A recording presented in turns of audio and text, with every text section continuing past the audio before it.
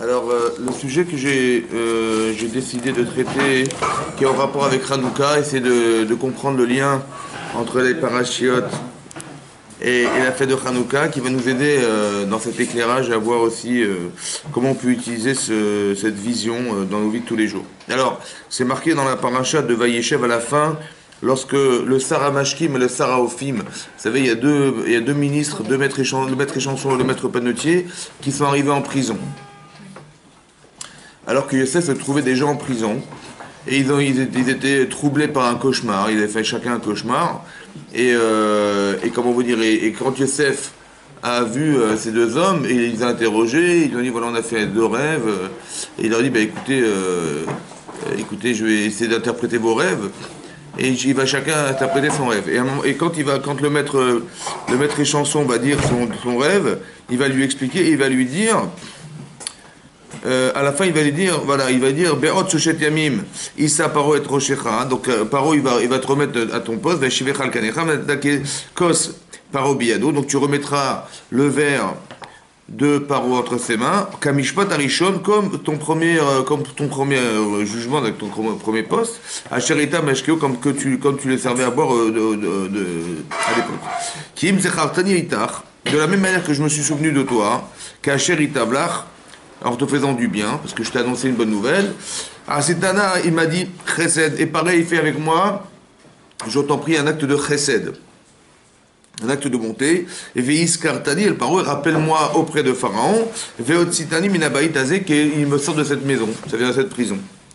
Kiganov gunafti, parce que volé, j'ai été volé, donc kidnappé, Meretz Misraim, mon pays d'Égypte, vegampo, dans les pays des Hébreux, Vegampo, lo asiti, mais là ici, non plus, j'ai rien fait, j'ai fait quoi que ce soit, qui samouoti babor, alors qu'ils m'ont placé dans un puits. Donc c'était une prison, c'était un puits. Voilà ce qu'il a dit. Donc il a demandé à ce Sarah Mashkim, voilà, après qu'il lui a annoncé cette bonne nouvelle, de se rappeler de lui, ouais, et de le mentionner auprès de Pharaon.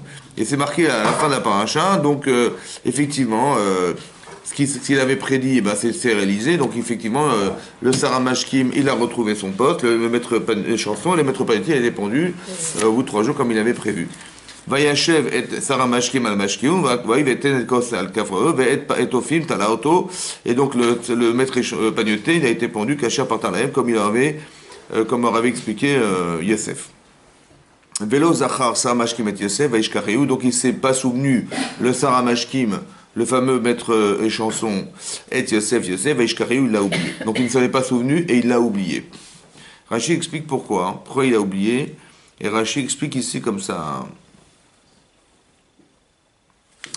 Oui, Rashi dit comme ça, Vaishkareou, oui, la Mikan, donc après qu'il lui ait demandé de le mentionner après sa sortie, Mivne Shetala Bo Yosef les Zichro. Puisqu'il a demandé à ce que son souvenir soit rapporté au nom de cet homme, Uska Kliot Asur Shteshanim. Il a dû, pour ça, encore faire 2 ans de prison supplémentaire. C'est énorme. Klomar, ouais, Shenemar, Ashre Agever Asher Iftar, Asher Sam Hashem Iftaru. Heureux soit l'homme qui place Hashem dans sa confiance. Velo Pana El Re'evim. Mais il ne se tourne pas vers des Re'evim, ouais, des mécréants, ouais, des Rechaim.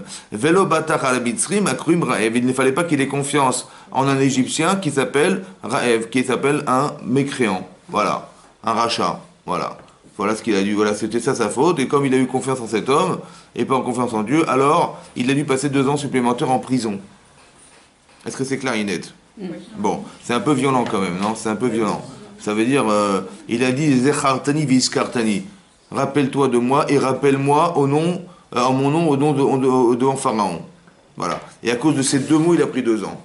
Ça paraît énorme. Ça va. Qu'est-ce qu'on attendait de Yosef? Voilà. Alors ce qui est intéressant, hein, et moi j'aime bien me mettre dans le personnage, dans la vie des personnages. Voilà. Imaginez-vous, on se trouve dans la position de Yosef, voilà, accusé, un homme innocent accusé à tort d'avoir violenté une femme, et voilà, il se retrouve en prison. Innocent. Et qu'est-ce qui se passe? Donc il passe 10 ans de sa vie en prison dans un bord. Un bord, c'est un puits, c'est un trou. Je ne sais pas si vous vous rendez compte. Ça veut dire qu'il était en prison toute la journée, et le soir, il retournait travailler chez Potiphar. Et qu'est-ce qui se passe? Tout à coup, vous voyez le Sarah Mashkim et le Sarah Ofim qui arrivent. Ça veut dire il y a deux ministres, comme par hasard, ils arrivent de prison. Et vous priez toute la journée pour sortir de prison. Et qu'est-ce que vous voyez? Vous voyez deux ministres qui arrivent là. Vous dites peut-être qu'Hachem il va exaucer ma prière. Non? Non? Bon. Et en plus, ils vous disent on a fait deux cauchemars. Tiens, ça tombe bien, je suis psychanalyste. Yosef, c'est connu qu'il interprète les rêves, il connaît les rêves. Oui, non? Donc c'est pas Mina Shamaim, c'est Mina Shamaim? Oui. C'est le bon Dieu qui a envoyé ça? Évidemment. Et donc chacun explique son rêve, et puis tout à coup, il expliquait, il a la réponse au rêve du Sarah Mashkim, et il dit, dans 3 jours, tu vas sortir. Évidemment, évidemment quoi?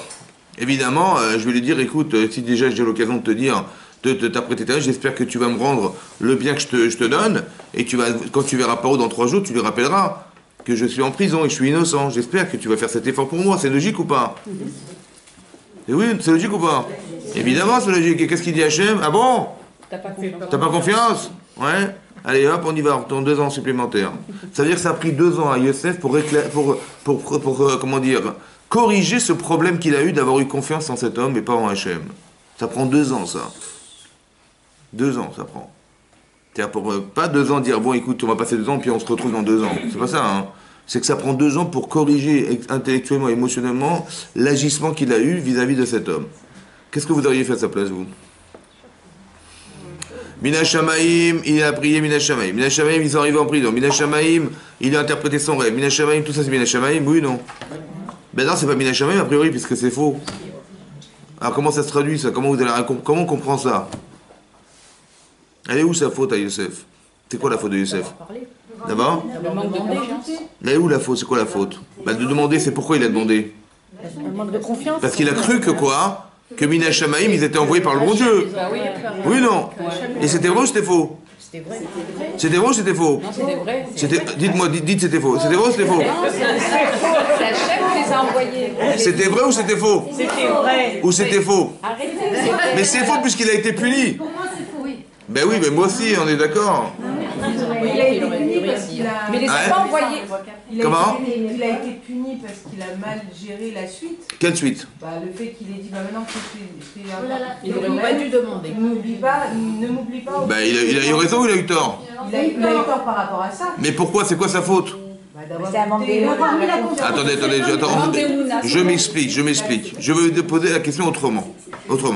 Est-ce qu'il fallait demander au Sarah Mashkim de se rappeler de lui? Non. Donc pourquoi Hachem il l'a envoyé? Pour voir s'il Attends. Pour le tester. Attendez, mais Mina Shamaim, tout est Mina Shamaim. Il voit deux ministres arriver. Je vais vous expliquer un truc.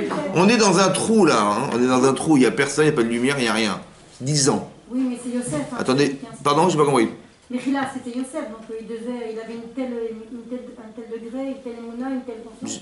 Il aurait même... On est dans un trou. Oui, je sais. Bon, dans un trou. Et il y a 2 personnes qui arrivent, Mina Shamaim, qui vont permettre de faire le lien entre l'extérieur et l'intérieur. Oui, je sais. Voilà. Le seul moyen de pouvoir sortir de là, quelle chance il a de sortir de là? De parler de lui. Mais bon. Non, mais écoutez-moi bien, la chose, c'est de créer le lien. Il n'y a pas plus grand lien que de trouver quelqu'un qui est ministre du roi, quand même. Il va parler directement, je peux passer par l'administration, je passe directement par lui. La démarche... C'est Mina Shamaim ou pas? Oui. Attendez, le premier réflexe qu'on a, c'est de dire Mina Shamaim. Bon, et bien évidemment, Mina Shamaim, bon Dieu m'a envoyé ça, je vais pas rater l'occasion. Ça serait mal comprendre des événements que de rater l'occasion. C'était pour le tester peut-être. Mais vous dites que Attendez, je sais pas. Mais non, Vadak c'est Hachem. Mais qu'est-ce que vous voulez dire Hachem? Attendez, il m'envoie le Sarah Mashkim pour rien. Attendez, qu'est-ce qu'il fallait faire? Il fallait rien dire. Il fallait faire quoi? Parce qu'il a eu tort de dire, je t'en prie, rappelle-toi de moi, Il fallait quoi? Il fallait faire quoi? Hein? Il fallait pas le dire, il fallait se taire. Mais à quoi ça sert? Puisque de toute façon, il s'en est pas rappelé, il s'en rappellera pas, à quoi ça sert? Tout le monde aurait fait ça. Mais bien sûr qu'on va... Mais c'est ça que je vous Mais explique. c'est Hachem qui sait. Qui c'est à Kavod? Qui c'est? Oui, mais j'ai compris, mais... Le problème, c'est de comprendre ce que ça veut dire. Vous avez compris ce que ça veut dire? Ce problème, il est en 2 étapes. Eh bien, il faut comprendre ce qui se passe. Parce que nous, on croyait... Moi, je sais pas, la logique, je sais pas, moi je réfléchis, je me dis, la logique, il a eu raison 100 fois, il a eu raison. Eh ben non, il n'a pas eu raison. Pourquoi il n'a pas eu raison? Parce qu'il a eu confiance en qui? En l'homme ou un rachat? On va dire Rachid dit comme ça. Tu vois, il faut être Boter Bachem, mais pas Baréivim. faut pas être botéa, faut pas avoir confiance en un rachat. Et s'il était tzaddik? Il ne sait pas. S'il avait été tzaddik, monsieur, ça aurait été bon ou pas? Ça aurait été mieux. Il se serait souvenu de lui. Donc qu'est-ce que ça veut dire? Il faut être botéa bachem et pas barévim. Il faut avoir confiance en Dieu. Non, il faut avoir confiance en des tzaddikim. Ça veut dire qu'est-ce que Rashi nous dit? Il amène la pasouk Rashi. Il faut être botéa bachem et pas, il faut avoir confiance en Dieu et pas confiance en des réchaïm. Ah bon, il est tzaddikim, alors on peut ou pas? Oui. On peut ou pas? Alors ça veut dire quoi être botéa bachem? Si ça avait été un tzaddik cet homme, et ça veut dire quoi être un tzaddik? Pourquoi il n'est pas tzaddik celui-là? Pourquoi? Qu'est-ce qui lui manque à ce, comment il s'appelle? À ce Sarah Mashkim là. Il est c'est un rêve, c'est quelqu'un qui est rachat. C'est quoi rachat? Ça veut dire quoi rachat? Ça veut dire quoi? Un impie. J'ai compris, je sais traduire en français votre chaîne, mais ça veut dire quoi? Ça veut dire quoi être rachat? Être un impie? Suivre la voie de Croyance en Dieu. Ça veut dire quoi? De ne pas suivre la voie d'Hachem. Hein? Comment? Non, mais C'est ça un impie? Mais pourquoi il n'a pas confiance en Dieu lui? Il ne croit pas. Il croit pas en Dieu. Et pourquoi il ne croit pas? Pourquoi il nie? Parce qu'il ne le connaît pas. Non. C'est pas quand on sait pas, on n'est pas rachat parce qu'on sait pas. On n'est pas rachat parce qu'on sait pas. Je sais pas, je sais pas. On n'est pas rachat par rachat. Parce qu'on sait. Parce qu'on sait pas. Non. Non, il n'accepte pas la royauté d'Hachem. Mais pourquoi? Parce qu'il a des idolâtres, il est idolâtre. Mais c'était- Pourquoi il est idolâtre? C'est parce qu'il veut voir Jésus, il n'a pas les chamas. il est fou. Hein? Il est fou. Il est fou. Ouais. Non, il est pas fou, non. C'est pourquoi alors? Est-ce que les rachats, un rachat, il est fou? Non. On dit qu'ils ont des coups de folie. Bien compris, mais pourquoi? Il faut comprendre à chaque fois pourquoi c'est comme ça. Il n'a pas la référence, il n'a pas d'exemple. Hein? Pardon? Il n'a pas de référence, il n'a pas d'exemple. Ben il sait pas, donc il sait pas, c'est pas de sa faute. On n'est pas rachat parce qu'on sait pas, le pauvre. Qu'est-ce qu'il a fait, le pauvre? Non, il est rachat, monsieur, c'est un rachat. Est-ce qu'il est rachat de quoi? Parce qu'il a un autre Dieu que Dieu. Ça, c'est la conséquence, ça. Quelqu'un qui... On ne renie pas Dieu par naturellement. C'est pas comme ça. Parce qu'il a vu Hein? que sans Dieu, il peut avoir d'autres. Oui, mais là, tu dis qu'il est idolâtre, mais ça, on le sait. Attendez, quand je sais pas, j'hésite. Il y a le bon Dieu et il y a les intérêts que j'ai d'attirer. Bon, du monde. Ben, entre les deux, je sais pas. Si j'hésite, qu'est-ce que je vais choisir, à votre avis? Des intérêts. Personnel. Ben non, j'ai le bon Dieu d'un côté sur la balance et j'ai les petits intérêts que j'ai. Alors, elle dit qu'il connaît Hachem, seulement il a d'autres intérêts, c'est ça? Dans le doute, qu'est-ce que vous faites dans le doute? Ben, évidemment, vous avez Hachem sur la balance et vous avez de l'autre côté des intérêts personnels. Donc ça veut dire que quoi? Ça veut dire quoi? Non, c'est l'inverse, ça veut dire quoi? C'est quoi un rachat? Ben, il fait passer d'abord ses envies. Et ses... Voilà, c'est l'intérêt personnel qui va annihiler le bon Dieu. Parce que si je me soumets à Dieu, alors je vais me soumettre à ses règles, mais j'ai pas envie, moi, parce que j'ai des intérêts personnels. Donc l'intérêt personnel est plus fort que la connaissance que j'ai d'Hachem. Ça va, c'est ça un rachat. Donc l'intérêt personnel, c'est-à-dire que la personne à qui vous parlez, elle pense qu'à elle ou elle pense à vous aussi? Non, il pense qu'à elle. Parce que, est-ce que je peux lui demander un service? Non, parce que c'est... Est-ce que je peux lui demander un service? Je t'en prie, je t'ai fait une tova, je t'ai rendu service, je t'en prie, tu te rappelleras de moi? Il va se rappeler de vous? Non, Donc c'est ça la bêtise humaine. C'est quoi la bêtise? c'est qu'il a fait confiance en quelqu'un qui va pas... C'est pas ça le problème. C'est que j'ai cru que ce type-là, c'était un envoyé du bon Dieu. Mais c'est pas possible. Parce que ce monsieur-là, il peut pas représenter Hachem puisqu'il n'est pas capable de pouvoir transmettre un message du bon Dieu puisqu'il pense qu'à lui. Donc qu'est-ce qu'il fallait faire? Fallait prier. Attendez, mais moi je l'ai vu arriver Minel Shamaï. Attendez, c'est quoi le piège? Attendez, écoutez-moi bien. Cette lecture-là que je vous en... C'est rare, mais évidemment. C'est-à-dire que quand il a vu Minel Shamaï, il y a un tzaddik quand il voit ça. Qu'est-ce qu'il pense? Il dit, bah, Dieu, il m'a répondu. Mais il y a un piège dans l'histoire. Faut être fine, hein. Il y a un piège dans l'histoire. Parce que est-ce que tout homme peut être le messager du bon Dieu? Ben non. Alors qu'est-ce que j'aurais dû faire? Moi je suis Yosef, qu'est-ce que je dois faire? Pas faire confiance. Il aurait dû voir tout de suite. Il aurait dû? Il aurait dû voir quoi? Se méfier. Et donc faire quoi? Comment je me méfie? Comment je me méfie? Il était testé pour voir s'il pouvait... Mais il savait qu'ils étaient impies. Mais non, s'il le savait, il n'aurait pas demandé. Ah, alors les Attendez, je vous explique. Yosef, il dit, je t'en prie, rappelle, Zechartani, fais-moi une tova, le chesed que je te fais, rends-moi ce chesed. Mais il ne sait pas rendre le chesed, c'est pas dans sa culture de rendre du bien. Donc il a cru qu'il allait lui rendre le bien. Donc qu'est-ce qu'il a manqué? D'analyser quoi finalement? À qui tu t'adresses? Ça veut dire, vous vous rendez compte de ce que ça veut dire ça? Ça veut dire que des fois, J'attends des choses de quelqu'un, j'attends des choses d'Hachem. Je dis, ben voilà, Mina Shamay, voilà ce qui m'arrive. Voilà, Hachem m'a envoyé ce qu'il faut. Des fois, c'est faux. Vous avez compris? Des fois, c'est faux. Et donc, c'est pour ça que quand ça sonne, de Kol Simcha, voilà, c'est Hanouka. Donc, c'est ça, vous avez compris que des fois, c'est faux. Oui, mais on n'est pas toujours. Attendez, doucement. On réfléchit ensemble. C'est important qu'on réfléchisse ensemble. Que des fois, c'est faux. Ça veut dire que moi, j'étais sûr que c'était Mina Shamaim. Attendez, ils sont arrivés en prison, Mina Shamaim. Ils ont des problèmes de rêve, Mina Shamaim. Je suis un psychanalyste, Mina Shamaim. Et je trouvais la solution, Mina Shamaim. Oui ou non? Oui. Eh ben non. Alors c'est quoi? Vous avez compris? Eh ben non. Ça veut dire qu'on est piégé. Et j'ai pas eu confiance en... Et j'ai cru que c'était lui qui allait me sauver, mais c'est un Chilul Hashem, comme si c'est un Chilul Hashem. Comment je vais corriger ce problème? Et ben, ça me prend 2 ans pour arriver à comprendre que ça se fait pas ce que j'ai fait. Vous avez compris ce que ça veut dire, ça? Ça veut dire, attention, on parle de quelqu'un qui devait arriver à un niveau de confiance en Dieu qui était extrême. Mais, quelque part, on va essayer de réfléchir ensemble. Qu'est-ce qu'il a manqué? Je pense qu'il a manqué à Yosef d'interroger cet homme. Il dit, dis-moi, qu'est-ce que tu fais dans la vie, etc. Il va lui parler de sa femme, il va parler d'un chien, il dit, mais on va voir qu'il est, quelque part, il est égoïste. Je dis, mais je vais sûrement pas demander à cet homme une chose pareille. Bon, ok. Donc pourquoi il est venu en prison finalement? Pour réfléchir davantage. Mais pourquoi faire? Parce que de toute façon, je veux pas. Mina Hachem, je crois que c'était lui, c'est pas lui. Ok, c'est pas lui, alors quoi?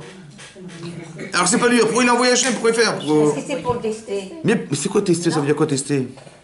Ça veut dire quoi tester? C'est par comment il allait réagir. Mais Hachem, il sait comment il va réagir. Il le sait avant qu'il naisse. Avant qu'il naisse, il savait Hachem que Yosef, il allait réagir. Il le sait, Hachem. Pourquoi il a envoyé cet homme alors? Les 2 ans supplémentaires, ça va le faire rapprocher davantage d'Hachem. J'ai pas changé quoi? À mieux réfléchir. Attendez, si Yosef, il avait dit, oh là, c'est pas lui. Je vais pas me tromper, c'est pas lui. Qu'est-ce qu'il aurait fait? Mais attendez, on va dire comme ça. Rachid nous dit comme ça. Pourquoi il a pris 2 ans de plus? Pourquoi il a pris 2 ans de plus? Parce qu'il a dit, je t'en prie, rappelle-toi de moi et souviens-moi près de Pharaon. Il n'aurait pas dû faire intervenir cet homme. D'accord? Donc il fallait faire quoi alors?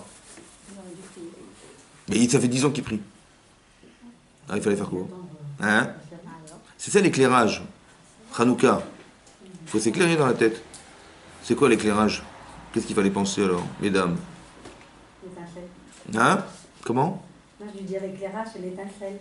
L'étincelle, exactement, c'est ce que j'allais dire, l'étincelle. À part ça, ça va? Ça veut dire qu'il faut faire quoi? Hein? Non, c'était pas encore. Non, c'est ça, je pense. Il devait encore se travailler. Attendez, écoutez, s'il n'avait pas parlé, il serait sorti ou pas? Oui. On ne sait pas. On ne sait pas. Mais moi je vous dis que oui, moi. Et d'où je sais? Parce que Rachid dit qu'il a dû prendre 2 ans plus. Bah, je sais pas que c'était l'heure de sortir ou pas? Bah oui, mais pourquoi? Qu'est-ce qu'il aurait dû faire alors? C'était. Hein? Pas demander l'intervention d'une personne. Mais pourquoi il serait sorti à ce moment-là? Pourquoi? Mais Hachem, il aurait fait que Pharaon, il rêve à ce Je vous moment-là. explique comme ça. J'ai pas compris un truc. J'ai pas compris une chose. Je ne sais pas pourquoi je lui ai envoyé ce Sarah Mashkim Tarofim. C'était un piège, a priori c'est un piège. Oui, non. Oui. Mais ça devait. Quand il nous arrive quelque chose dans la vie, c'est pas par hasard. Donc, ça devait permettre à Yosef de changer quelque chose en lui ou pas? Oui. Ben forcément, évidemment, vous comprenez ou pas? C'est ça ou pas? Bien sûr. Tu dis, ah mais il m'arrive des choses dans la vie, mais des fois, j'aurais préféré ne pas les vivre. C'est vrai? Mais c'est faux, c'est impossible ça. Parce que si on les a vécus, c'est que c'était pensé par qui? Par Hachem. Donc ça veut dire que c'était pour le bien ou pas? Pour le bien. En quoi c'est pour le bien? Qu'est-ce qui est bien? Pour s'améliorer. En quoi? Quoi? Pour grandir, s'élever. Alors, attendez, je vais me lever. Non, pour qu'il ait plus de discernement dans ses... Meilleure analyse. Mais qu'est-ce que ça a à voir avec sortir de prison? Ah, Je vous fais réfléchir ce matin. Hein. Pour en prison, on a le temps de Qu'il a fait, Ben alors qu'est-ce qui lui manque? Qu'est-ce que ça a changé qu'Hachem il a envoyé un homme à qui il ne faut pas faire confiance? Pour réparer une erreur qu'il a Quand il a été enfermé, Yosef, est-ce que Pharaon lui avait dit tu en auras pour 10 ans? Parce qu'il lui avait déjà donné un temps. Ben, il a été jugé 10 ans, ouais, ça a été jugé. C'est pas Pharaon qui juge, je pense pas, c'était le tribunal. Ouais, Alors, le fait qu'il ait dit souviens-toi de moi, Ouais. est-ce que Pharaon a remis en question son temps, sa peine? Il dit tiens, puisqu'il a, il a remis en question. Bon, Mais Paro, il est pas dans l'histoire, Paro, là. C'est Hachem qui a décidé que finalement il resterait 2 ans supplémentaires. Ça veut dire vous comprenez que si s'est passé une chose pareille dans sa vie, comme c'est qu'on voulait nous dire tout ce qui nous arrive en fait n'est que la conséquence d'une réflexion qu'Hachem il a jugée. C'est ça que ça veut dire, oui ou non? Mais qu'est-ce qu'il aurait fallu faire alors? Attendre, il attend, c'est tout. Il sait qu'il va avoir... Attendez, quand j'attends, est-ce que quand j'attends je change? Non. En fait, Hachem, il est provocateur de situations qui devraient nous permettre de changer. Alors, vous dites s'améliorer. Il faut changer quelque chose. Il faut que ça change. Alors, il y a pas Quoi? Il va changer la personne qui est en face de lui. Mais non, il peut pas. Mais non, parce que c'est dans 3 jours, il s'en va. 3 jours, il s'en va. C'est fini. En 3 jours, qu'est-ce qu'on veut faire à 3 jours avec un rachat? 3 jours, c'est... il y a une solution. Alors, j'ai pensé comme ça. Écoutez-moi bien. Des fois, il arrive des situations de vie où on a vu un espoir. Je vois le Sarah Mashkim rentrer. Je dis, ah là là, ça sent bon ça. J'ai dit, Hachem, il a exaucé ma prière. J'arrive au bout de mes peines. Et je les interroge. Et je leur demande, qu'est-ce qui se passe? Je vous sens triste. Ils me disent, on a fait tous les deux un cauchemar. Je dis, qu'est-ce qui se passait? Voilà, là, il a rêvé de ça, il a rêvé de ça. Je dis, bah, écoutez, je vais vous interpréter vos rêves. Hachem vous dira ce qu'il pense de ce qui se passe. Et j'interprète le rêve. Et je me rends compte que ce Sarah Mashkim, là, le maître et chanson, il va sortir dans 3 jours.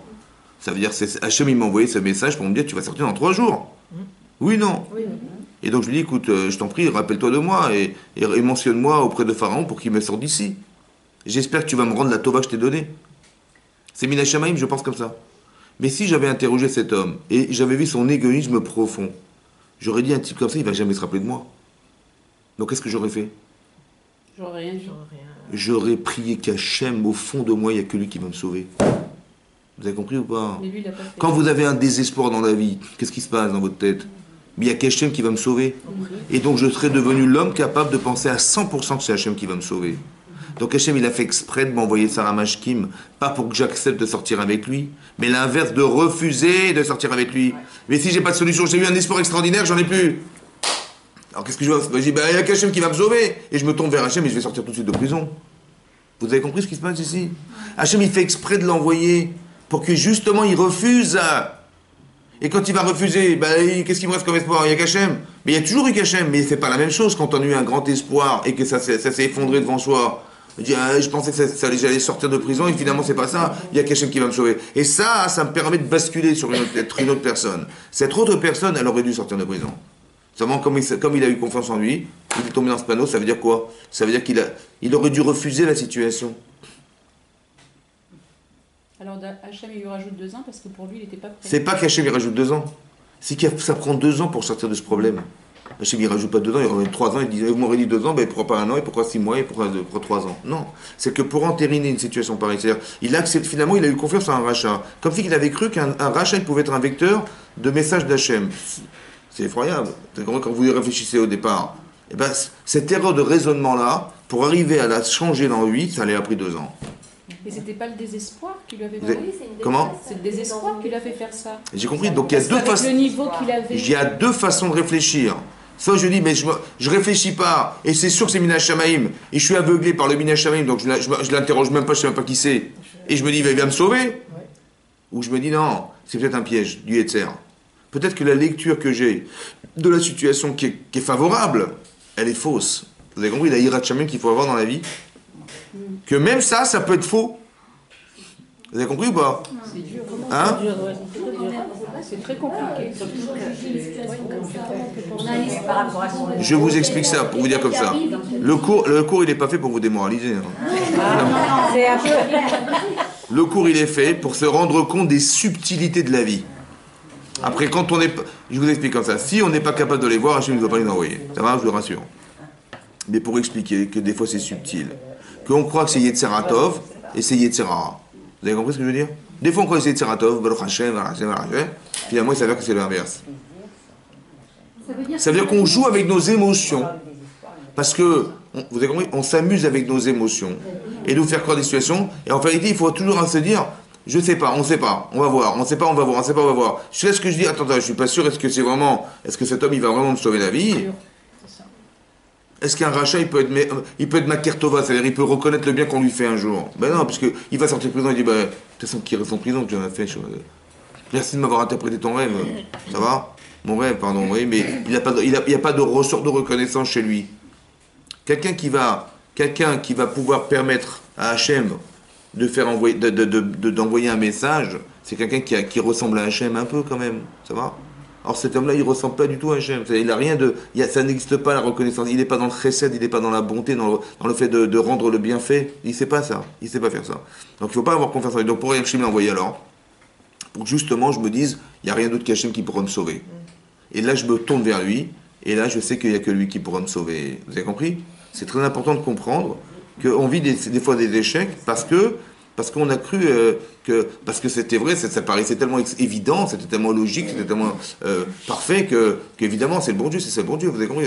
Et c'est faire attention à ça parce que il faut être méfiante aussi pour se dire attention, j'ai confiance en Hachem, oui. Quand je dis ça, je vais vous expliquer une chose. Il faudrait qu'on ait dans cette logique qu'on a en nous, la logique qu'on aurait, c'est de voir tout ce qui se passe, je comprends Miné Shamaïm. C'est déjà dans cette logique qu'on est, ça va? Que tout ce qui m'arrive, ça a été pensé. Donc je ne peux pas remettre en cause, je ne vais pas me plaindre, ce serait dommage, parce que je me plains contre qui? Quand je me plains, c'est qu'il y a forcément eu des erreurs formulées par celui qui m'a organisé cette plainte, ouais. Alors je ne vais pas mettre un gilet jaune en disant ouais, je suis pas content.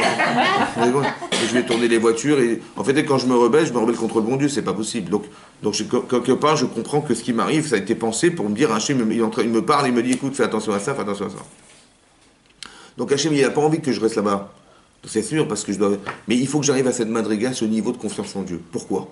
Dans le cadre particulier de Yosef, je pense que ça veut dire que Yosef, il a un tel rôle essentiel dans le message qu'Hachem il veut passer dans le monde, qu'il faut vraiment qu'il arrive à une émouna. Quand je dis émouna, ça veut dire qu'il n'y a rien qui va le faire basculer sur autre chose que d'être un messager d'Hachem. On est tous des messagers d'Hachem. Chacun à son niveau, il est messager d'Hachem. Ça va? C'est ça. Après c'est l'aptitude qu'on va avoir à pouvoir le comprendre et l'accepter chez soi. Maintenant, l'aptitude, c'est de rentrer dans cette forme, comment dire, d'abstraction de soi pour... D'un côté, ces hommes en général ou ces femmes en général, elles ont des compétences extraordinaires. C'est des femmes très intelligentes ou des femmes courageuses ou des hommes très courageux, intelligents. Donc il y a un gros Yetzirah d'exister par soi-même. Et on devrait avoir le Yetzevaratov d'utiliser ce que nous sommes au service de quelque chose. C'est ça qui est très très dur dans la vie. Quand on n'est pas très intelligent, on dit bon bah de toute façon j'ai rien à gagner, mais pourquoi pas, voilà. Mais quand il y a des enjeux, ça veut dire que j'ai plus à gagner d'exercer ma vie que de penser que bon Dieu il a besoin de moi, vous avez compris. Donc les gens qui ont des grandes compétences, ouais, qu'elles soient politiques, économiques, intellectuelles, scientifiques, tout ce que vous voulez, on peut tomber dans ces pièges-là évidemment. Yosef, il est très intelligent, brillant, etc. Il est tombé quelque part dans ce panneau. Pourquoi? Parce que quand il va raconter son rêve à ses frères, vous vous rappelez? Qu'est-ce qu'il a dit? Il dit, voilà, je vous en prie, écoutez ce que je vais vous dire. Bon, ça va vous faire plaisir, mais je vais vous le dire quand même. Vous allez vous prosterner à moi. Ça va, tout va bien? Voilà, des fois c'est des gerbes, des fois c'est des étoiles, des fois c'est des... Mais il voulait dire la vérité. Hein. Il dit, voilà, j'ai rêvé. Bon, qu'est-ce qu'il a manqué dans la vérité? L'humilité. Ben, il a manqué la forme. Bon, est-ce que ça dérange la forme? Oui, bien sûr. Évidemment. Ça va créer de la haine. Comment il a osé de dire qu'on va se... Quoi, tu vas régner sur nous, tu vas nous gouverner, tu vas... En plus, c'est pas ça, c'est qu'il fait du lachonara. Donc la forme, elle est un peu... Regardez la différence qui existe chez Yosef entre le moment où il raconte son rêve, il a 17 ans, et le moment où il retrouve ses frères à la paracha de Vaïgash, où il va leur dire vous inquiétez pas, tout avait été prévu par Hachem, vous avez pensé le mal, mais Hachem il a transformé en bien. C'est incroyable quand même, non? Comment c'est possible? Il a grandi. Mais c'est quoi grandir? C'est construit. Ça veut dire? Il a vu la... Attends, quelqu'un qui a été vendu esclave par ses propres frères, on lui a cassé ses rêves, on l'a chassé de sa famille, on l'a vendu esclave, pour rien. Vous avez compris? Et on lui a brisé sa vie, quoi. Psychologiquement, c'est destructeur au possible, ça. Bon, s'il s'en sort un jour, qu'est-ce qu'il va vouloir faire? Se venger. Mais évidemment, c'est naturel. Il va dire, mais attendez, je les retrouve, ceux-là, je leur fais leur fête. Mais il y a des excès. Mais vous avez compris ce qu'il a compris?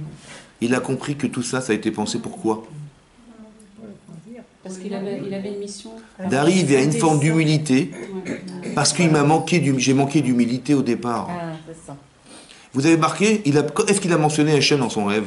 Non. Est-ce qu'il a dit Hachem m'a fait rêver d'une chose, je voulais vous non, dire? non. Non. Et quand il a dit, à la fin, dans la paracha Vaïgash, il a dit, vous savez, Hachem, tout avait été pensé par Dieu. Tout à coup, il fait introduire Hachem, ça fait plaisir, vous avez compris? Mais pas seulement ça. Ça veut dire que on a l'impression qu'il vit sa vie, quoi. Il y a eu Esav, il y a eu Ishmaël, il y a eu Esav, il y a eu Yosef, voilà, il y a Yosef. C'est ça le problème. Mais il ne le dit pas que vis-à-vis de lui, il le dit vis-à-vis de ses frères pour les déresponsabiliser. Sinon, Quand quand il les a revus. Sinon, Mais c'est pas une attitude naturelle, ça. C'est pas naturel. Naturellement, quelqu'un il va se venger. Quelqu'un qui a vécu 12 ans de sa vie en prison à cause de ses frères alors qu'il est innocent, vous imaginez ce que ça veut dire, ça? Il y a une haine qui va se développer. Il va dire non, ça a été les Tova. C'est quel Tova? Quel Tova? Dieu, il avait pensé pour le bien. Quel bien? Quel bien? Le bien, c'est d'arriver à canaliser cet homme.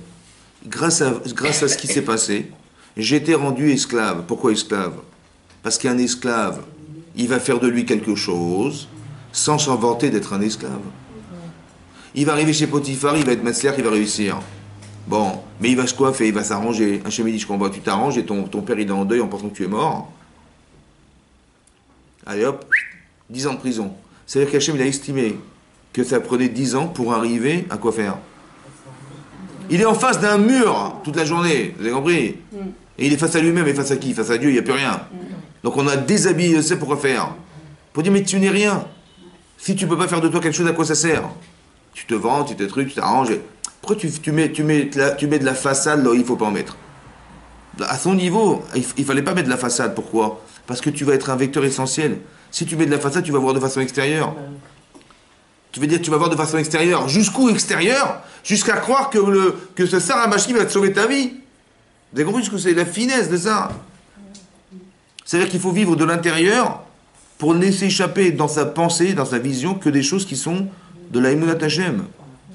Parce que tu vas croire que tu mérites de... Vous avez compris ce qui se passe? Et tu mérites, donc tu vas dire, je mérite, voilà, Hachem m'a envoyé le Sarah Mashkim. Il va sortir de prison. Au bout de 2 ans. Miket Shnatayim Yamim, au bout de 2 ans, Paro va arriver.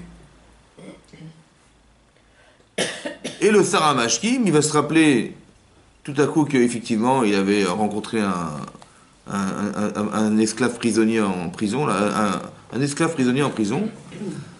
Il va dire, voilà, je veux me rappeler ma faute, voilà ce que j'ai fait, etc. Mais en prison, j'ai rencontré quelqu'un qui m'avait interprété mon rêve, mais c'était un ivri, c'est un hébreu, donc il n'est pas de chez nous. C'est un katan, donc il est un peu cinglé, comme ça dit Rashi. Et en plus, il est Eved. Donc un Eved, on sait pertinemment qu'un esclave, il ne peut pas monter au pouvoir. Mais vous savez comment il l'a dénigré? Ok. Et donc il va dire, voilà, bon, bah, présente-moi cet homme. On va lui présenter, comment il s'appelle? Yosef. Vous êtes Yosef.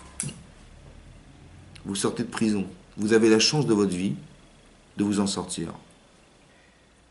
12 ans. Qu'est-ce que vous faites? Et il vous dit, tiens, j'ai eu un rêve à interpréter. Qu'est-ce que je fais? Je saisis la chance. Ben, moi, je lui fais signer un contrat. Je lui ai dit, écoutez, monsieur, il n'y a pas de problème. Tout ce que vous voulez, mais je veux sortir de prison. Voilà. Je veux vous interpréter votre rêve, il n'y a pas de problème, mais je veux sortir de prison. C'est la condition. C'est ça que j'aurais fait? Je me serais vendu?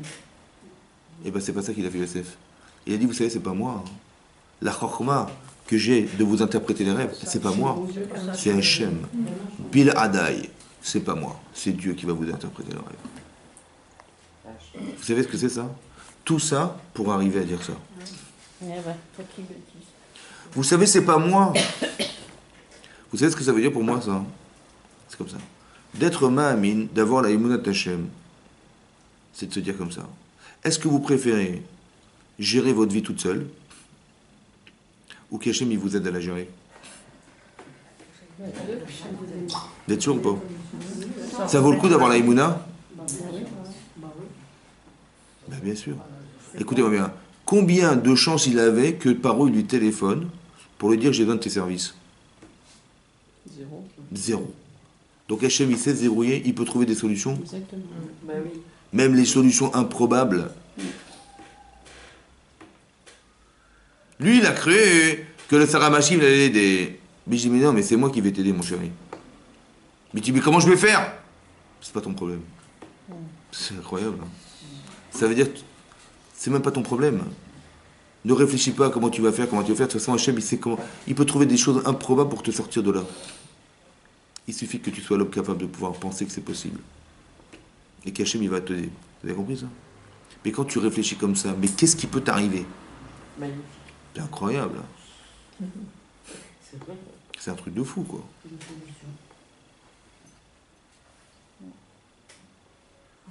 La capacité d'interpréter des rêves, oui.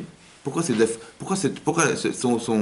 tout son pouvoir à Yosef, oui, on voit dans la paracha, dans la Torah, c'est cette capacité forte à interpréter des rêves. Pourquoi c'est les rêves qui fait sa force?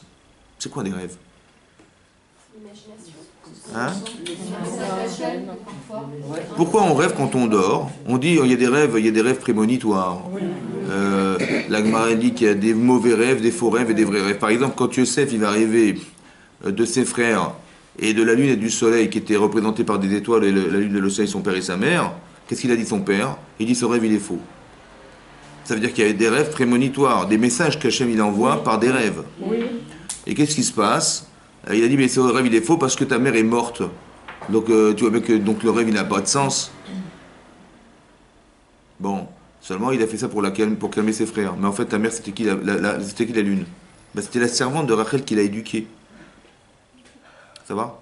Mais ça veut dire que quelque part il a voulu montrer que ce rêve il est faux. Parce qu'il y a des rêves qui viennent de l'imagination, qui sont faux. Il y a des rêves qui sont vrais, qui viennent d'Hachem. Pourquoi ça se passe en sommeil? Parce que les prophètes, à part Moshe Rabbeinu, ils prophétisaient en dormant.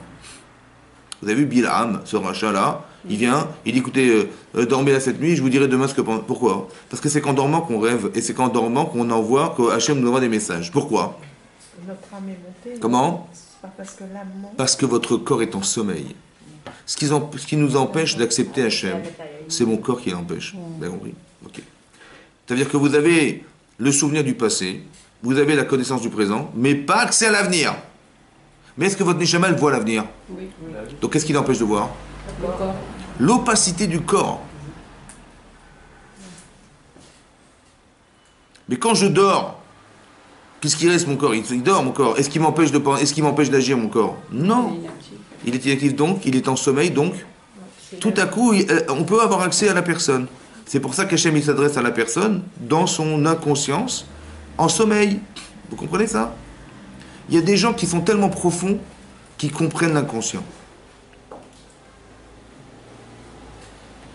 C'est quoi la profondeur? C'est de vivre tellement avec comment vous dire, avec des valeurs profondes dans lesquelles Yitzhara n'a pas d'emprise, qui peuvent expliquer le sens des rêves. Mais c'est la Shekhinah, ça. Ça veut dire qu'il faut avoir des midot spéciales, des midot tovot. Il faut avoir une lecture juste. Parce que ce que vous voyez, c'est ce que vous pensez. Et c'est que là que réside la Shekhinah, la présence divine. Donc quand il dit, mais c'est pas moi qui vais vous dire, c'est Hachem, ça veut dire que c'est Hachem qui va lui donner la chorma de dire. Bien sûr que c'est Yosef qui parle, évidemment que c'est lui. Mais toute l'interprétation, la compréhension, elle vient d'Hachem. Mais c'est possible que si j'accepte Hachem, et plus j'accepte Hachem, plus il a une capacité à me faire dire des choses qui viennent de lui et pas de moi. C'est pas moi qui vais interpréter, c'est lui qui va dire. Mais c'est très important, pourquoi? Parce que ce que vous voyez autour de vous, la lecture que vous avez dans votre vie, c'est vous qui voyez ou c'est Hachem qui vous montre? Ah, c'est ça le problème. Je dis, mais ouais, mais c'est moi qui ai vu, c'est moi qui ai parlé, voilà, j'ai vu par eux, je lui ai dit, mais c'est pas moi! Tout ce que je comprends, c'est lui, en fait. Vous avez compris ce que je veux dire? Mais ça, est-ce qu'on lui laisse une place? Ou c'est moi qui prends la place? Mais intellectuellement, je suis brillant, je suis intelligent, je vais vous dire tout ce que je pense. J'ai compris, mais dans la limite de ce que tu crois. Mais est-ce que ce que tu crois, c'est juste? Vous avez compris? Tu vois, je t'ai envoyé le Sarah Mashkim. Et Minash Shamaï, mais t'as cru que c'était moi. Mais c'est pas moi. Je t'ai fait l'inverse, je t'ai envoyé pour que tu dises non, c'est pas possible que ce soit Hachem, donc je suis obligé de me retourner vers lui. Vous avez compris ce que ça veut dire, ça? Ça veut dire qu'on a un problème d'interprétation des événements à la lumière de ce qu'on devrait comprendre. Donc on a besoin de faire un travail sur soi. Pourquoi? Quand Hachem il dit, il faut ressembler à Hachem, il faut ressembler aux midot d'Hachem, les qualités d'Hachem, c'est pas pour s'amuser. C'est parce que sinon on peut pas communiquer avec lui, c'est impossible, on n'a pas le même logiciel, on peut pas. Donc le Yetzer Hara, c'est une façon de voir qui est liée à ma mauvaise façon de voir. Oui. Maintenant, ici, évidemment, qu'il y a une grande subtilité dans l'exemple de Yosef, évidemment. Parce qu'il fallait voir le mal dans le bien, c'est très dur, vous avez compris. Mais ça veut dire que, c'est comme on nous dit, à Pessah, il faut rechercher le Hametz à la maison. Mais des petites miettes, des petits... Pourquoi faire? Parce que des fois, c'est des petites miettes, des fois, c'est des petites choses qui nous dérangent, mais qui sont enfouies en nous, qui nous polluent notre vie, quoi. Vous avez compris? Et ça, il faut aller chercher ça, il faut aller nettoyer tout ça. Et ça veut dire que dès l'instant où on est capable de comprendre que quand on adhère à la Torah, on adhère à comprendre que ce qui m'arrive est Mina Shamaim, et que j'arrive à avoir cette lecture profonde, de que de toute façon j'accepte ce qui m'arrive, ou alors je refuse ce qui m'arrive, parce que c'est aussi Mina Shamaim. Là, il fallait refuser. Comme devant la mer Rouge, il faut refuser comment on va dire, de rentrer dans la mer. Où, vous allez voir, quand il n'y a pas de solution physique en général, il faut se tourner vers Hachem, c'est lui la solution. Mais ça a été pensé pour que justement je ne puisse pas faire, je ne puisse pas agir, et de demander à Hachem d'agir pour moi. Et que lorsqu'il va le faire pour moi, alors que je n'avais aucune solution physique, c'est là que je suis sûr que c'est lui. C'est un chesed qu'Hachem il m'envoie. Vous avez compris? Parce que dans votre vie, vous faites des choses, mais en vérité, Hachem il participe à 90%, 99%, mais nous, on croit que c'est nous. Évidemment, c'est moi qui ai entrepris, c'est moi qui ai fait, c'est moi qui ai réussi, c'est moi qui... En vérité, tout ce que vous voyez, c'est Hachem. Donc même la réussite professionnelle, la réussite personnelle, c'est Hachem. Mais vous avez le srout d'avoir été ces vecteurs essentiels de la volonté d'Hachem. C'est le mérite. Mais je ne suis qu'un vecteur. Le Ratson Hachem, la volonté d'Hachem, qui s'exprime par ma volonté, un Ratson, c'est les mêmes que Tsinor. Un Ratson, c'est la volonté, le Tsinor, c'est le tuyau. Un tuyau. Je ne suis que le tuyau de la volonté d'Hachem. Je suis le Ratson et le tuyau, qui est la même lettre, de la volonté d'Hachem. Il faut savoir que c'est ça dans la vie, vous avez compris? Alors on le comprend parce qu'on est marié, on a des enfants, on a un mari, on est les vecteurs d'un message. Mais on n'est qu'un vecteur de volonté. Le bon sens de la Torah, c'est le vecteur de la volonté d'Hachem. C'est ça que ça veut dire. Donc qu'est-ce que je fais en vérité quand je fais ça? Je fais ça. Donc quand on arrive à Hanouka, c'était très important de comprendre pourquoi c'est lié à Hanouka. Parce que la guerre entre les Yevanim et les Hashmonaïm, la guerre entre les Grecs et comment dire et les Hébreux de l'époque, c'est pas une guerre. On n'est pas dans la guerre comment vous dire, une guerre de bataille. Qui est le plus fort? Voilà, on va faire le plus fort. On voit bien que les Hashmonaïm étaient très peu nombreux, ils ont gagné les plus puissants. On a vu que les théorim, les gens purs, ils ont gagné les gens qui étaient impurs. Vous avez vu, c'est une guerre, c'est une guerre de religion, c'est une guerre de véracité, de émet. Les Grecs sont des philosophes. Donc ils pensent des choses. Maintenant, est-ce que ce qu'ils ont pensé, on dit Chochma bagoim ta'amin. La Chochma dans les goïm, la Chochma, l'intelligence, tu peux croire en leur intelligence. Mais la Torah, non. La Torah, tu peux pas. C'est quoi la différence entre la Chochma et la Torah? La connaissance, la logique, la logique philosophique et la Torah, c'est quoi la différence? Hein? La vérité. Ben oui, mais c'est aussi une vérité. Vous avez étudié la philosophie grecque, elle est vraie, hein? Ça va? C'est quoi la différence? C'est quoi la différence? Il y en a une qui est donnée que aux Juifs et l'autre aux Juifs. Oui, mais c'est quoi la différence? Comment je vais savoir ce qui est vrai de ce qui est faux? Comment je vais faire? La Torah vient d'Hachem et c'est un code de vie. Mais oui, mais ils ont trouvé ils ont des logiques comportementales, philosophiques qui sont vraies, c'est émettre. Alors comment je vais faire, moi?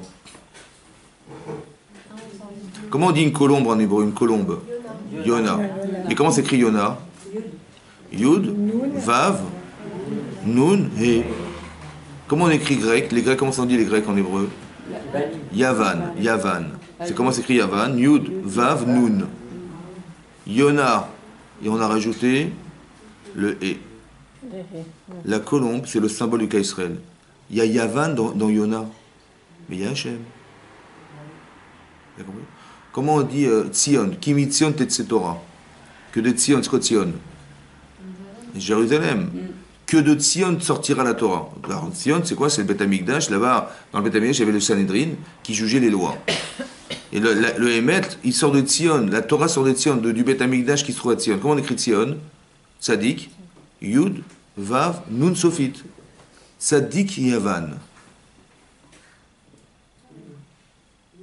Yavan, mais il faut un Tzadik. Tu peux être un Yavan, un Yevani, mais pour tes vérités, tu peux massacrer le monde pour déterminer la vérité. Vous avez compris? Mais est-ce que c'est comme ça qu'on se comporte? Il faut être un tzaddik. Vous avez compris la différence? Il y a la philosophie qui peut nous détruire et la philosophie qui nous construit. Mais celle qui nous construit, c'est Tzion ou c'est Yona. C'est vous qui choisissez. Ça veut dire qu'à la lecture de la Torah, peut-être qu'ils ont raison, c'est vrai, c'est possible. Mais c'est un piège. C'est pour ça que c'était très attirant. Parce qu'on a cru que la philosophie grecque était le Hémet. Et c'était très c'était intelligent, c'était bien pensé. C'est vrai. Mais ça t'amène à quoi? Au final, à penser que la vérité, c'est la tienne. Mais c'est pas ça qu'on voulait penser. C'est pas ta vérité qui compte, c'est la vérité qui compte. La vérité, c'est celle d'Hachem. Donc tu vas étudier la Torah parce qu'à la lecture de ce que tu vas voir, vous avez compris la différence entre un grec et un hébreu, c'est qu'un grec, il va faire confiance à un Sarah Mashkim en disant mais la vérité, mais c'est logique. Alors, regarde, même Minashamaim, regarde la logique Minashamaim. C'est logique, mais c'est faux. Vous avez compris ou pas? Parce que la différence, c'est que ce type-là, il ne peut pas être le messager d'Hachem, c'est pas possible. Donc dès que tu fais intervenir Hachem, soit tu es un tzaddik, soit tu fais intervenir la shrina dans ta vie. Mais tu ne peux pas imaginer que cet homme, il va être un vecteur du bon Dieu, c'est pas possible. S'il n'y a pas de bon Dieu, ben oui, ben pourquoi pas? Et dès qu'il y a le bon Dieu, tout ça change. Vous avez compris? Quand j'arrive, moi, je sors de prison, j'arrive devant Paro, mais la logique philosophique, c'est de dire, mais écoute, sauve ta vie d'abord. Donc tu vas te vendre devant Paro, tu vas dire, je suis un grand intellectuel, je suis un grand psychanalyste, je vais vous interpréter en rêve. Grâce à Dieu, vous m'avez rencontré, regarde la chance que vous avez, heureusement que je suis là, ouais. Et je vais vous interpréter, il n'y a pas de problème, voilà, les 7 vaches et les années d'abondance, famille et tout ça, vous avez très bien compris.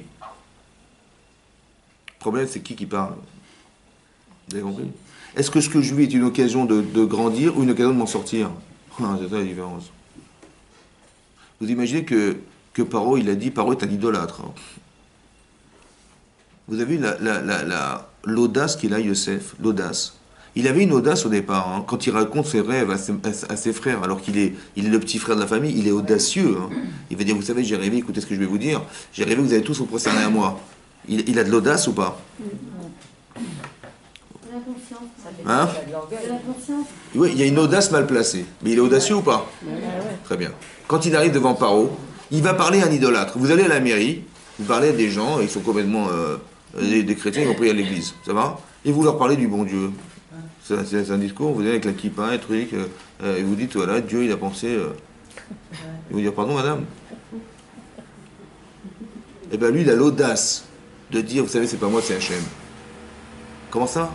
Et après, il va interpréter son rêve, et là, il va voir la chorma, il va dire, mais tu as roi. Il y avait un homme comme toi qui est Jouach Elokimbo. Il a le souffle divin en lui.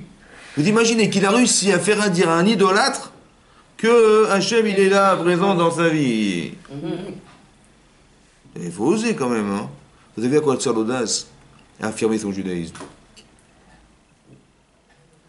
Mais moi, j'aurais jamais cru que c'était possible. C'était crédible. Il y a une chorma qui vient du comportement et de la relation à l'autre. Et il y a la chorma d'Hachem, qui n'a rien à voir. On est au-delà de l'humain, là. Vous avez compris ce qui se passe? C'est une façon de penser qui va au-delà d'une logique humaine. Parce que normalement, Paro, il aurait dit, oh là là, attends, je vais faire un religieux, il est fou, un fou de Dieu, là, laisse tomber. Mais si tu es convaincu, tu vas convaincre. C'est comme ça. Et vous savez ce que ça va, ça? C'est comme ça. Il y a une chose qui n'est pas très cohérente. Il a dit, mais tu es chacham et tout. Il a dit, tu es quelqu'un de très intelligent, brillant. Mais il a dit, il va falloir choisir un homme qui va s'occuper du pays. Il dit, cet homme, c'est toi. Mais j'ai pas compris. Il t'a dit, tu vas avoir 7 ans d'abondance, 7 ans de famine. Attends de voir. Attends de voir. T'es un peu pressé, parole. Attends de voir. Si ce qu'il dit est vrai, c'est bon, il sera l'homme de la situation. Mais sinon, attends de voir. Non, il va le nommer tout de suite. D'où ça vient, ça? Hein? Mais il y a une logique derrière, il faut comprendre, la Torah ne nous raconte pas ça pour rien. Pour dire quoi? Comment ça se fait que Paro, il n'a pas attendu de savoir si ce qu'avait dit Yosef allait se réaliser ou pas? Et il a pris tout de suite, allez hop, c'est toi le Premier ministre, c'est toi le Premier ministre, et tout ce que les gens te diront, tu n'écoutes pas, c'est toi qui décideras de tout. Et je te donne ma bague, et voilà, je te donne tout. Mais comment ça se fait qu'il a eu confiance, une confiance totale comme ça? Qu'est-ce qu'il a dû comprendre, Paro? Hein? Que personne ne pouvait lui interpréter ses rêves et que tous les gens qui l'avaient... Mais on parle pas de rêve, mais non, on parle pas d'un psychanalyste. C'est un homme, il va être un grand économiste, lui qui va gérer le pays carrément. Oui, mais je pense qu'il a eu... Un psychologue qui va gérer le pays. Hein? Qu'est-ce qu'il a vu dans Yosef? Qu'est-ce qu'il a vu dans Yosef? Mais qu'est-ce qu'il a vu dans Yosef qui lui a fait dire que je peux lui faire confiance? C'est Hachem qui lui a fait... Attendez, je vais plus loin que ça. Après, il a commencé à l'interroger et tout. Il a dit, combien tu connais de langues? 70. Qui c'est qui lui a appris 70 langues? Hein? La Gemara dans Sota, qui est le malach Gabriel, qui est venu la veille de sa sortie de prison, il lui a pris 70 langues en une nuit. Et il sort là-bas, il est 70. Bon, et l'autre, il en connaissait combien? 69. Mais il connaissait pas quoi? L'hébreu. Bon, est-ce que vous connaissez des non-juifs qui parlent hébreu? Très bien. Quand on connaît 69 langues, on ne peut pas prendre 70 langues. Alors il lui dit, par eux, il dit, écoute, tu connais une langue de plus que moi, et pour être au royaume, pour être roi, il fallait connaître le maximum de langues, et tu en connais une de plus que moi. Il dit, écoute, voilà, je vois que tu as des compétences extraordinaires, mais jure-moi que tu ne dévoileras jamais que tu connais une langue de plus que moi. Il l'a fait jurer, vous imaginez ou pas? Donc il voulait le prendre comme Premier ministre? Bien sûr, mais qu'est-ce qui t'a poussé à l'accepter, hein? Qui le dépassait. Il n'y a pas que la langue, il a vu quelque chose de spécial, qu'est-ce qu'il a vu? Pour dire, ah oui, j'ai confiance en toi, mais qu'est-ce que attends, d'abord, attends de voir le résultat, et après tu nommes. Mais là, il a nommé sans voir, sans savoir. Qu'est-ce qu'il a vu de spécial sur cet homme pour accepter aveuglément de le prendre? Vous savez, des gens qui ont du pouvoir, ils ont peur d'être quoi? D'être déchus par les gens qui prennent la place. Mais pourquoi il a eu peur de ne pas être déchu par cet homme? Hein? Il a vu qu'il était Icheloki. Et où il a vu l'humilité? Parce qu'il a dit, c'est pas moi, c'est Hachem. Vous savez que normal, la logique, voilà. Quand quelqu'un il est dans une grande détresse, et que la solution, quand il arrive devant Paro, est de pouvoir sortir de prison, qu'est-ce qu'il va faire? Il va monter ses compétences, il va montrer son pouvoir. Parce qu'il a tellement peur de retourner en prison. Vous savez ce qu'il a dit? Il a dit, c'est pas moi, c'est Hachem. Ça veut dire quoi? Ça veut dire, je ne suis tributaire de rien dans ma vie. Il n'y a rien qui peut... Il n'y a aucune pression derrière. Un homme qui n'est pas prisonnier de la pression, il peut être un grand roi. Il peut être roi, il peut être un ministre. Pourquoi? Parce que la pression qu'il aurait d'être le meilleur et de voir déchoir celui qui est au-dessus de lui, il n'a pas cette pression. Parce qu'il est capable... Mais c'est ça, mais d'où il a vu? Il dit, mais je te fais confiance. D'où il a vu qu'il avait confiance en lui? Vous avez compris la capacité qu'on a de mettre Hachem en avant, ce qu'on gagne de mettre Hachem en avant? Vous avez compris ça? Que même les gens diront de vous, vous êtes des gens superbes. Parce que il n'y a aucune pression qui s'exerce contre vous parce que vous avez confiance en Hachem. Et tout ce qui arrive est min Hachem. Donc si vous êtes clair, il ne va rien vous arriver. Et si vous avez un petit problème, il va vous arriver quelque chose qui est en vérité correcteur de ce que vous êtes. Et donc c'est une solution à ce que nous sommes. Quand il voit ça, quand Hachem il voit, Yosef il voit comment il s'appelle, le Saramash qui est venu parler, etc. Moi j'ai cru que la solution c'était qu'il me sorte de prison. C'est une fausse interprétation.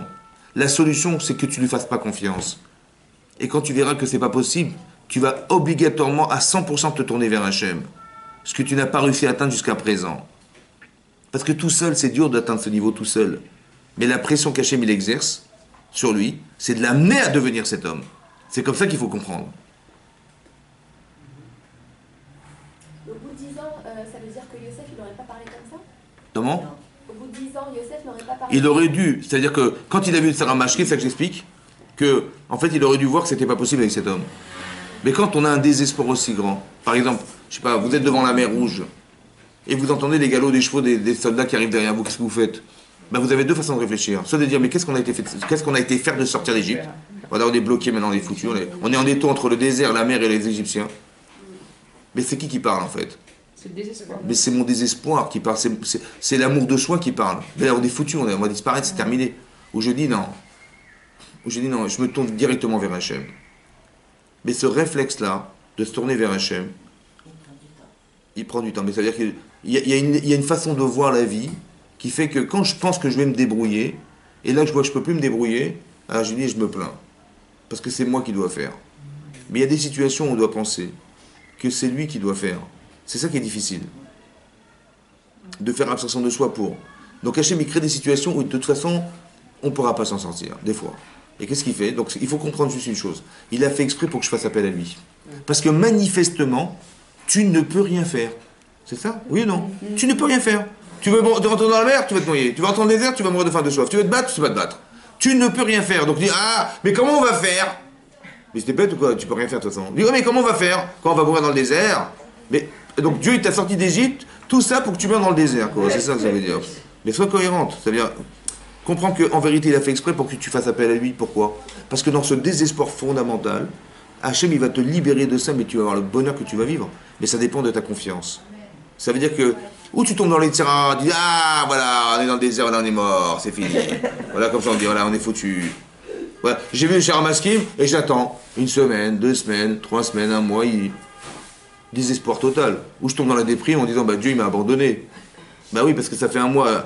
Normalement, au bout de 3 jours, c'était bon. Et je pense que j'allais recevoir un coup de fil au bout de 3 jours, évidemment, on va me téléphoner pour me dire sortir de prison, évidemment.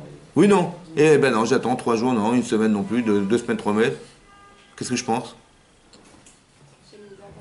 C'est terminé. Ou bien je pense que non, en vérité, bah, c'est l'inverse. C'est l'inverse, c'est parce que j'aurais pas dû avoir confiance en lui. Et ça va me prendre 2 ans pour corriger ce problème. J'ai toujours 2 façons de réfléchir, vous avez compris? Mais il faut réfléchir à la lumière de ce que vous savez d'Hachem. On apprend la Torah juste pour comprendre ça. Que ça, vous soyez éclairés dans vos vies. C'est peut-être ça, Hanouka. On a cherché de la lumière. Ki ner mitzvah ve'torah or. Ner Elokim nishmat adam. Le ner d'Hachem, la lumière d'Hachem, c'est la neshama. Est-ce qu'on a vraiment accès à elle ou pas? Donc ce qui fait écran entre elle et moi, c'est quoi? Bah, c'est moi. C'est mes intérêts personnels, vous avez compris? Et ça, c'est dangereux, ça fait attention. Parce que quand je fais pour moi, je m'empêche d'avoir la lumière d'Hachem. Quand je fais que dans mon intérêt personnel. Tout ce que vous faites dans votre vie, il faut toujours le faire pour quelque chose qui est en lien avec Hachem. Comment ça s'appelle, Yochebed et Myriam, on leur a dit, écoutez, les petits garçons qui vont naître, vous les tuez. Elles ont refusé parce qu'elles craignaient Hachem. Mais non, on refuse parce que humainement, ça ne s'entend pas. Quelle est la femme qui va tuer des enfants? Qu'est-ce que je veux dire à sa mère? Je peux pas, humainement, c'est impossible. Non, elles l'ont pas fait parce que humainement, c'était pas possible. Elles l'ont pas fait parce qu'elles craignaient Hachem. Ça veut dire quoi, craindre Hachem? Ça veut dire que ces enfants, ils doivent vivre. C'est pourquoi? Parce qu'ils font partie des enfants qui vont sortir d'Égypte. Et c'est des enfants qui vont recevoir la Torah. C'est pas parce que je sais pas quoi dire à sa mère et que je les tue pas parce que j'ai honte ou parce que humainement ça se fait pas. Non, c'est parce que ces enfants ils doivent vivre parce que c'est les enfants d'Hachem qui vont recevoir la Torah. Je le fais pas pour moi, je le fais pour Hachem. Et dans cette perspective, alors Hachem il entend, il fait des. Vous avez compris ce qui se passe? Il y a toujours 2 façons de réfléchir. Ou je le fais pour sauver ma peau, ou je le fais pour sauver ce qui doit être sauvé. Quand on a des enfants, on comprend tout à fait ça. Ça veut dire qu'on sait pourquoi on fait, quand on a un mari, on sait qu'on ne fait pas pour soi. Et quand on réfléchit dans son intérêt personnel, ça ne marche pas, ça n'a pas d'avenir, ça va bloquer quelque part un jour, c'est comme ça. Parce que de mettre de la matière dans la limite de ce qui doit exister, la matière elle s'use. Tu vois, il ne fait pas ce que je veux, machin, ou mes enfants ils ne me respectent pas. Comme si que ça nous appartenait, que non, il faut comprendre qu'on est dans du don permanent, c'est de la douche incroyable. C'est la Shrina réside dans cet espace où alors on est capable d'exister pour quelque chose de noble. Et ça, c'est ça la lumière, vous avez compris, c'est ça la lumière. La lumière de Hanouka, c'est ça la bataille. Entre la lecture des Yevanim qui sont dans la culture, dans le sport, etc., pour ta santé, voilà, fais du sport pour ta santé. Et si je fais pas sport, alors. Non, t'as raison, il fallait pour ta santé, mais pourquoi? Parce que tu veux cacher le nez d'Hachem. Mais ce que tu vis par sa volonté. On mange, c'est pas parce qu'on mange qu'on vit, c'est parce que la volonté d'Hachem nous fait vivre. Alors pour articuler tout ça, pour faire croire, alors on mange. Mais en vérité, au fond, on ne vit que par sa volonté. Mais c'est pourquoi tu manges? Parce que tu dois dire merci. Parce que tu vas manger, tu vas dire Baruch Atah Hachem. Et quand tu vas manger du pain, tu vas dire Birkat Hamazon, tu vas dire merci. En fait, tu manges juste pour reconnaître ton existence. Tu vis que dans l'intérêt de reconnaître son existence. Cet éclairage-là, on doit l'avoir dans sa vie, on doit l'avoir en couple. Ouais, parce qu'il y a tellement de divergences d'opinion, de façon de voir et de penser, qu'on a une façon de voir, nous les femmes, de voir comme ça, et les hommes autrement. Et quand on voit un événement, il est traduit avec un regard féminin, ça se traduit d'une certaine manière. Et un regard masculin, d'une autre manière. Donc ça veut dire on est toujours en conflit permanent, c'est pas possible. Parce qu'on ne voit pas de la même manière, donc on ne va pas se comprendre. Alors la lecture de la Torah, c'est de comprendre, oui, que peut-être que je vais rentrer dans la lecture masculine, avoir une double lecture, la mienne et celle de mon mari, et que je peux comprendre son attitude parce qu'il a vu comme ça. Et pas dire, ah, il est contre moi, il est machin, vous avez compris? Il est contre mes intérêts personnels, mais on n'a pas les mêmes intérêts évidemment, donc c'est contre mes intérêts personnels. Ou l'inverse, qu'un homme il va voir à la lumière du regard de sa femme, il va dire, ouais, je comprends. Elle est pensée comme ça, c'est logique. Après, c'est de savoir qu'est-ce qu'ils vont mieux faire, qu'est-ce qu'on a mieux à gagner, de voir comme elle ou de voir comme moi. Mais c'est une lecture, vous avez compris?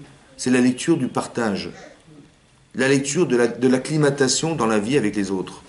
et pas d'une lecture qui soit figée sur la sienne et qui s'enferme dans soi. Vous avez compris? C'est ça qu'on voudrait pas. On voudrait pas être rachat, ça veut dire de croire que tout ce qui existe n'a de sens que pour soi. Et tout ce qui le reste, c'est juste pour alimenter un besoin personnel. Non. À la lecture de la Torah. C'est pour ça qu'Avram, il a axé sur le chesed. Pour que Yitzhak, il a travaillé sur la capacité de faire abstraction de soi pour.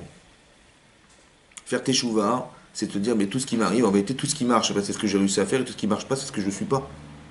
C'est ça la lecture émette. Pas dire, ah, c'est la faute de lui, c'est la faute de l'autre, c'est la faute de machin, tout la faute des autres. Non, c'est la faute. Peut-être que je peux accepter, c'est de ma faute, peut-être, un jour. Ouais, que si ça ne marche pas, c'est de ma faute. Ça, c'est Gibor. Et le émette, cette façon juste de voir, à la lumière de la Torah, c'est Yaakov Avinu. Vous avez compris? On est investi de ces trois patriarches pour nous expliquer qu'on a cette chance d'être juif. Ils simplement nous demandent de nous acclimater à ce que nous sommes. On est juif, c'est-à-dire qu'on a toutes ces valeurs. Et quand ça ne marche pas, c'est qu'on n'utilise pas ces valeurs. Donc on nous demande à la lumière de la Torah de dire, voilà, tu as compris ce que c'est? Tu as compris ce que c'est la Torah? Tu as compris ce que t'es? Mais essaie de faire que ça puisse coïncider. C'est tout ce qu'on te demande. De faire coïncider la Torah avec toi. Et tu verras que si tu fais ça, ben tu verras ta vie va changer, tu verras ta lecture va changer, tu seras prisonnier de rien du tout, rien ne peut t'arriver, parce que tu es clair dans ta tête, et quand ça va pas, tu fais tes choix, ça marche. Un clin d'œil du bon Dieu, ça marche. T'as pas besoin quand on voit des trucs, des bombes atomiques sur la tête, pas besoin. Parce que tu coïncides. Tu coïncides, donc ça veut dire que tu fais coïncider tes midotes avec la Torah, ta lecture elle est juste, et tu avances dans ta vie comme ça, c'est comme ça qu'on avance. Tu as compris? Chazak Obalo, Chazak, Chanukah Sameach.